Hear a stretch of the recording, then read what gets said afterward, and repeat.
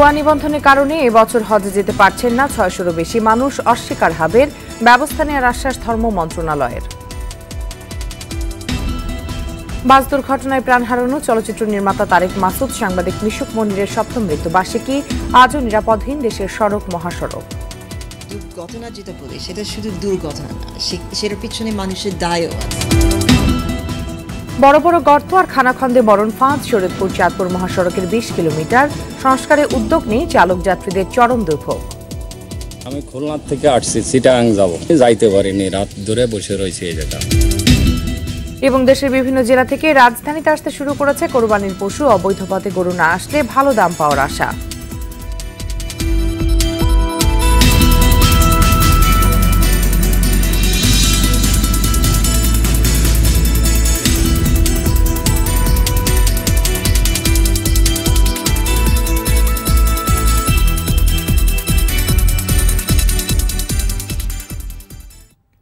আসসালামু আলাইকুম, স্বাগত RTV সকালের সংবাদে। শুনছিলেন মার্কেন্টাইল ব্যাংক শিরোনাম, আপনাদের সাথে আছি আমি পারভিন মিতু।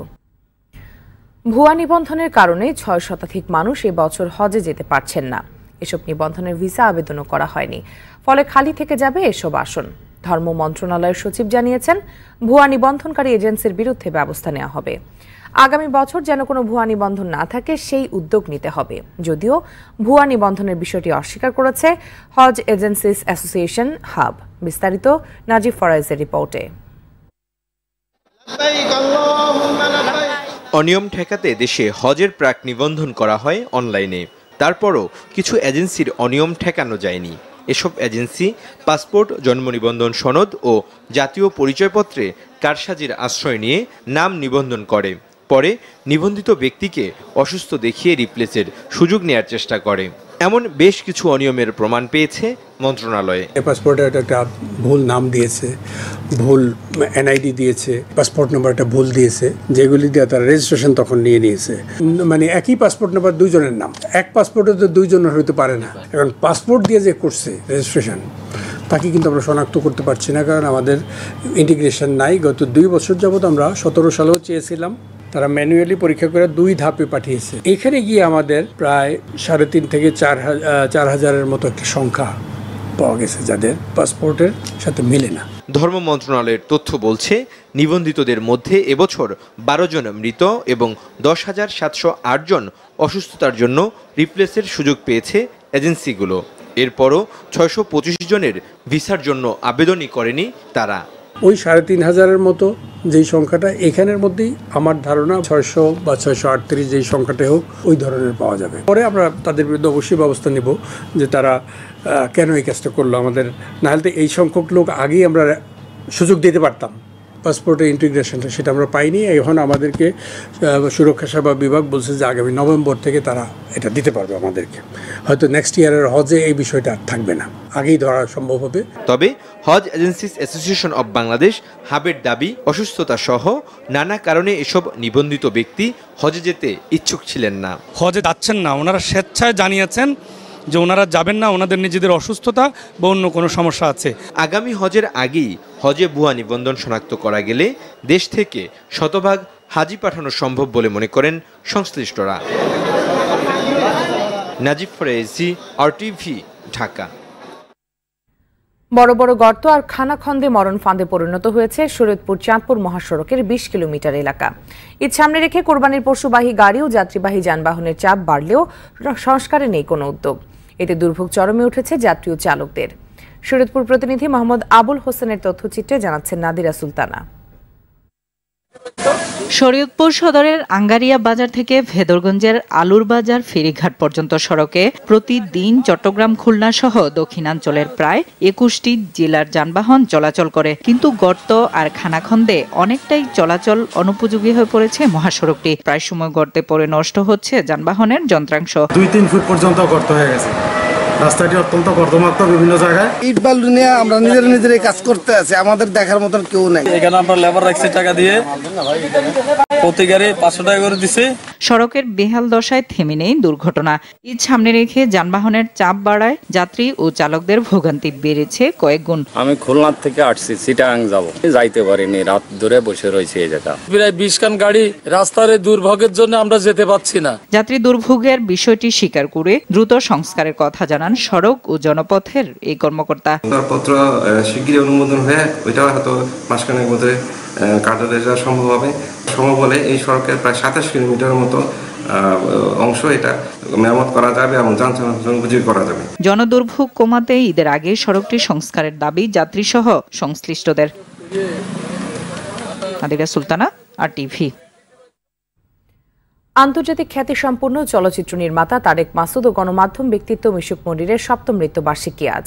2011 সালের এই দিনে কাগজের ফুল সিনেমার শুটিং লোকেশন দেখে ঢাকায় ফেরার পথে মানিকগঞ্জে এক সড়ক দুর্ঘটনায় প্রাণ হারান এই দুই চলচ্চিত্র ব্যক্তিত্ব।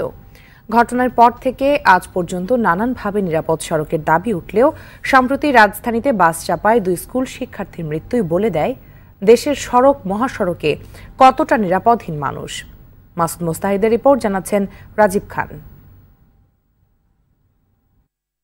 দেখতে দেখতে পার হয়ে গেল 7টি বছর। 2011 সালের এই দিনে মানিকগঞ্জে এক সড়ক দুর্ঘটনায় প্রাণ হারান সিনেমা জগতের উজ্জ্বল নক্ষত্র তারেক মাসুদ ও ATN নিউজের প্রধান নির্বাহী কর্মকর্তা ডক্টর মিশুক মনির। সেদিন শুধু তারেক মাসুদ বা মিশুক মনিরকেই নয়, ঘাতক বাস কেড়ে নেয় সৃষ্টিশীল শুদ্ধতম সিনেমা কারিগরদের, যাদের ক্যামেরায় প্রতিটি ফ্রেমে বন্দী ছিল এদেশের মানুষের মুক্তির গান, স্বাধীনতা, মৌলবাদ মুক্ত অসাম্প্রদায়িক সমাজ গড়ার স্বপ্ন। 7 বছর আগে চলে যাওয়া মানুষগুলোকে আজও ব্যথিত হৃদয়ে স্মরণ করছে ভক্তকুল। কিন্তু যে দেশের অনিরাপদ সড়কে অকালে চলে যেতে হয়েছে এসব কীর্তিমান মানুষদের, সেই সড়ক কি হয়েছে একটুও নিরাপদ? সরকার একটা নতুন অ্যাক্ট তারা ড্রাফটিং করেছে, আমার মনে হয় এটা একটা ভালো লক্ষণ দেখে যাচ্ছে যে আমরা আমাদের পুরো সিস্টেমটা আমাদের নতুন করে ভাবতে হবে, আইনগতভাবে নিয়ম অনুযায়ী আমাদের চলতে হবে। দেশের বিভিন্ন গবেষণা প্রতিষ্ঠানের তথ্য অনুযায়ী প্রতিদিন সড়কে ঝরে পড়ছে 14 থেকে 15টি তাজা প্রাণ। সম্প্রতি রাজধানীতে 2 কলেজ শিক্ষার্থীর উপর বাস উঠিয়ে দেয়া এবং তাদের মৃত্যুর ঘটনায় কেঁপে ওঠে গোটা দেশ। আরো ব্যাপকভাবে মানুষ সচেতন হয়ে গেছে, যেটা আগে হয়তো ছিল না। এখন অনেকেই বুঝে ফেলছে যে লাইসেন্সিং এর ক্ষেত্রে বা ফিটনেসের ক্ষেত্রে বা বিমার ব্যাপারে, মানে সেটা এখন এমনকি তরুণ সমাজের মধ্যে সেই ভাবনাটা তৈরি হয়েছে যে আমরা যে তথাকথিত দুর্ঘটনা যেটা বলি সেটা শুধু দুর্ঘটনা না, সেটার পিছনে মানুষের দায়ও আছে। যাদের দায় তাদের উপরে যতটুকু আমরা চাপ সৃষ্টি করতে পারি ততটা আমাদের আরও সুযোগ হবে আরও একটা সুস্থ এবং নিরাপত্তা সড়কের ব্যবস্থা তৈরি করতে বাংলাদেশে।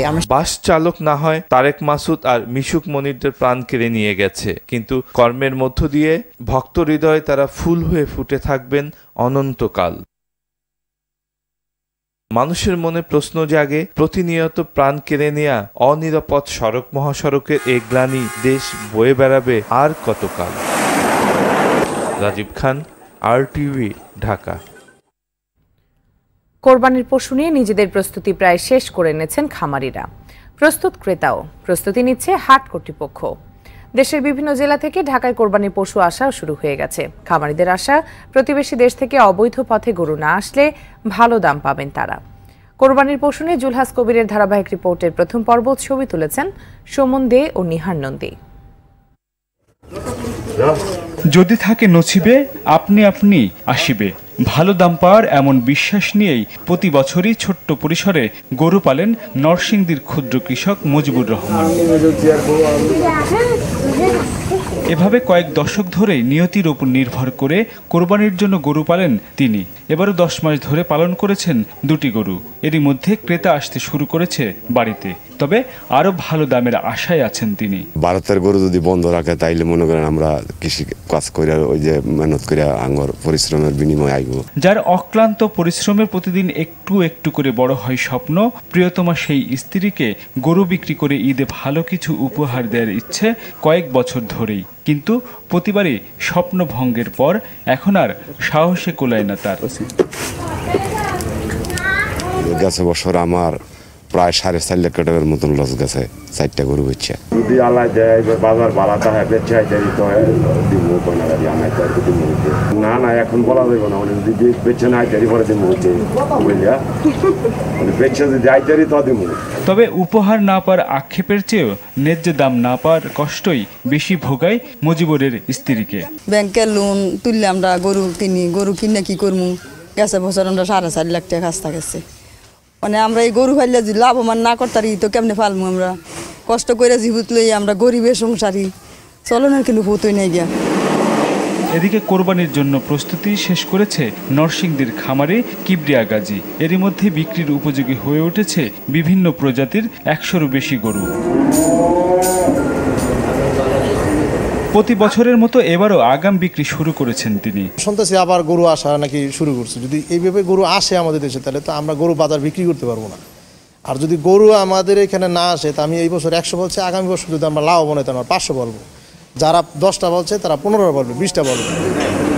প্রস্তুত ঢাকার খামারিরাও। কেরানীগঞ্জের আটি বাজারে শরীফ এগ্রো ফার্মের কোরবানির জন্য প্রস্তুত প্রায় 200 গরু। এর মধ্যে বিক্রি হয়েছে বেশ কিছু। এবছর আমরা চাচ্ছি একদম দেশি, ছোট আছে, মাঝারি আছে, সব গরু মিলে মানে সব ধরনের কাস্টমার যাতে আমরা দিতে পারি। আমাদের কাস্টমার আসতেছে, মোটামুটি আমাদের প্রায় 15-20টার মতো বিক্রি হয়ে গেছে ইনশাআল্লাহ। প্রতিবেশী দেশগুলো থেকে গরু বাজারে না আসলে খামারিরা ভালো দাম পাবেন বলে আশা করছেন। এ ব্যাপারে সরকার কঠোর পদক্ষেপ নেবেন বলেও মনে করেন খামারিরা। জুলহাস কবির, RTV, ঢাকা। ঈদ সামনে রেখে জমে উঠেছে দেশের বিভিন্ন জেলার পশুর হাট। দেশি খামারিদের অভিযোগ, অনেক হাটে অবাধে ভারতীয় গরু আসায় এবং গোখাদ্যের দাম বাড়ায় বিপাকে পড়েছেন তারা। এছাড়াও ঈদ ঘনিয়ে আসায় দেশীয় পদ্ধতিতে গরু মোটা তাজাকরণে ব্যস্ত সময় পার করছেন বিভিন্ন জেলার খামারিরা। ঘরের পাশে সারা দেশে স্লোগান নিয়ে মধুমতি ডিজিটাল ব্যাংকিং এর মাধ্যমে দেশের অন্যান্য স্থানের মতো গোপালগঞ্জে শুরু হয়েছে সামাজিক নিরাপত্তা বেষ্টনী কার্যক্রম। বয়স্ক, বিধবা ও প্রতিবন্ধী ভাতা জনগণের দোরগোড়ায় পৌঁছে দিতে এই কার্যক্রম শুরু করেছে মধুমতি ব্যাংক লিমিটেড। এতে উপকৃত হচ্ছেন সাধারণ মানুষ। পর্যায়ক্রমে সারা দেশে কার্যক্রম চালু হবে বলে জানিয়েছে কর্তৃপক্ষ। গোপালগঞ্জ প্রতিনিধি আব্দুল্লাহ আল মামুনের তথ্য ছবিতে জানাচ্ছেন রাসেল আহমেদ। গোপালগঞ্জ সদর উপজেলায় শেখ ফজিলুতুন্নেসা মুজিব চক্ষু হাসপাতাল ক্যাম্পাসে 2016 সালে যাত্রা শুরু হয় মধুমতি ব্যাংকের 19তম শাখার। সর্বাধুনিক প্রযুক্তি ও সহজলভ্য সেবা দিয়ে খুব অল্প সময়ে এটি গ্রাহকদের মন জয় করে নেয়। চলতি বছরের এপ্রিল মাস থেকে বয়স্ক, বিধবা ও প্রতিবন্ধীদের ভাতা সহজে পৌঁছে দেওয়ার কার্যক্রম শুরু করে ব্যাংকটি। ডিজিটাল ব্যাংকিং এর মাধ্যমে শুরুতে সদর উপজেলার একটি পৌরসভা ও 21টি ইউনিয়নের 22টি বুথে এই সেবা দেওয়া হচ্ছে। 20,397 জন বেনিফিশিয়ারির অ্যাকাউন্টে টাকা প্রদান করে তাদের হাতে টাকা তুলে দেওয়া হচ্ছে। ভবিষ্যতে এই সেবা আরও বাড়ানো হবে এবং টোটাল গোপালগঞ্জে যারা বেনিফিশিয়ারি আছে এই মধুমতি ব্যাংকের মাধ্যমে এই টাকা প্রদান করা হবে। সামাজিক নিরাপত্তা বেষ্টনী কার্যক্রমটি সোনালী ব্যাংকের মাধ্যমে পরিচালিত হতো। মধুমতি ব্যাংকও এই কার্যক্রম শুরু করায় সফল ভোগীদের ভোগান্তি অনেকটাই কমেছে। এখন আমি উপজেলাতে আমাকে বাড়ির সুবিধা হয়েছে, খুব সুন্দর হয়েছে। আমরা আটি এসে টাকা নিতে পারি। হাতের কাছে সেবা পার এমন কার্যক্রম চালু করায় ব্যাংক কর্তৃপক্ষ ও সরকারকে ধন্যবাদ জানান স্থানীয় জনপ্রতিনিধি। অতি দ্রুত সহজে এখান থেকে ভাতা নিয়ে যেতে পারে। আমরা মনে করি মাননীয় প্রধানমন্ত্রীর এই উদ্যোগ একটা ড্রামাটিক উদ্যোগ। রাসেল আহমেদ, RTV। সৌদি আরবের জেদ্দা প্রতিনিধি হানিদ সরকারের তথ্য ছবিতে প্রবাসী সংবাদ জানাচ্ছেন মুজাহিদ আহসান। সৌদি আরবে বাংলাদেশ কনসুলেট জেনারেল জেদ্দায় কনসুলেটের নিজস্ব জমি ক্রয় উপলক্ষে কনসুলেট প্রাঙ্গণে এক সংক্ষিপ্ত সংবাদ সম্মেলন অনুষ্ঠিত হয়েছে। এতে উপস্থিত প্রবাসী বাংলাদেশিদের মিষ্টিমুখ করানো হয়। এই উপলক্ষে প্রবাসীদের উদ্দেশ্যে সংক্ষিপ্ত বক্তব্য রাখেন কনসাল জেনারেল FM বোরহানুদ্দিন। এ সময় সৌদি আরবে নিযুক্ত বাংলাদেশের রাষ্ট্রদূত গোলাম মুসি, অর্থ মন্ত্রণালয়ের যুগ্ম সচিব শামসুল আলম, পররাষ্ট্র মন্ত্রণালয়ের মহাপরিচালক legal affairs Jahangir Alam, Saudi পররাষ্ট্র মন্ত্রণালয়ের প্রতিনিধি ওসামা মোহাম্মদ কারানসি সহ কনসুলেটের কর্মকর্তারা উপস্থিত ছিলেন। বঙ্গবন্ধু স্মৃতি সংসদ জেদ্দার সভাপতি আব্দুল জলিল ব্যাপারীর মায়ের মৃত্যুতে এক শোকসভা অনুষ্ঠিত হয়েছে। মোশাররফ হোসেন খানের সভাপতিত্বে এতে প্রধান অতিথি ছিলেন সংগঠনের উপদেষ্টা মতিউর রহমান। মিজানুর রহমানের সঞ্চালনায় শোকসভায় বিশেষ অতিথি ছিলেন ফজলুর রহমান, হাফিজউদ্দিন ভূঁইয়া, আরশ আলী সহ অন্যরা। বক্তব্য রাখেন আমির হোসেন, ফখরুল, আলামিন, শফিউল, জাহাঙ্গীর সরকার, রানা সহ আরো অনেকে।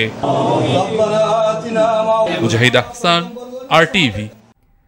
সকালের সংবাদ শেষ করার আগে মার্কেন্টাইল ব্যাংক শিরোনামগুলো আরো একবার।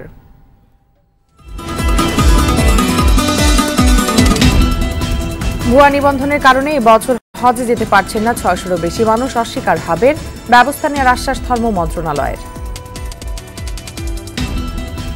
বাস দুর্ঘটনায় প্রাণ হারানো চলচ্চিত্র নির্মাতা তারেক মাসুদ, সাংবাদিক মিশুক মনিরের ৭ম মৃত্যুবার্ষিকী, আজও নিরাপদ হয়নি দেশের সড়ক মহাসড়ক।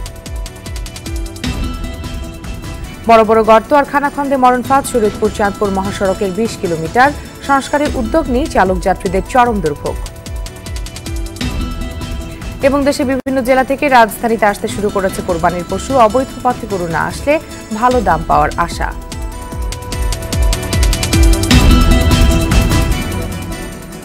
সকালের সংবাদে পর্যন্তই। RTV সবশেষ সংবাদ জানতে যে কোনো মোবাইল ফোন থেকে 4141 নম্বরে ডায়াল করুন। আর মোবাইল ফোনের সংবাদ দেখতে অ্যাপস গুগল প্লে বা উইন্ডোজ স্টোর থেকে ডাউনলোড করুন RTV অ্যাপস। এছাড়াও তাৎক্ষণিক বিনোদন সংবাদ জানতে বিশ্বের যে কোনো প্রান্ত থেকে ভিজিট করুন rtvonline.com এবং youtube.com/rtvnews। ধন্যবাদ সবাইকে।